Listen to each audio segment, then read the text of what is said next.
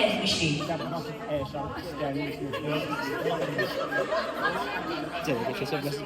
Yaxşı, şam almağa gəlmişik. İndi tərcümə edeyim.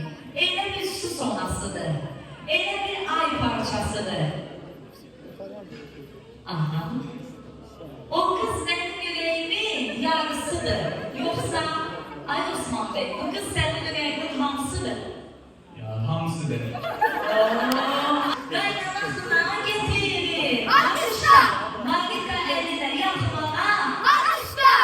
Osman gitti elinden. Alkışlar! Oğlunu aldı elinden. Ben izah edebilirdim dinlerken. Biraz yolunda dolacak gider. Alkışlar! İtalya kızları. Alkışlar! Evren utanacak gider. Alkışlar! Very good. Ondan hemen. Çok güzel, çok güzel. Çok güzel. Yok bir tane belediye kalmış. Çok güzel. Alkışlar. Beyinizin neyi seni yoldan çıkardı? His big heart. Onu bildim. Büyük yüreği var. Big heart.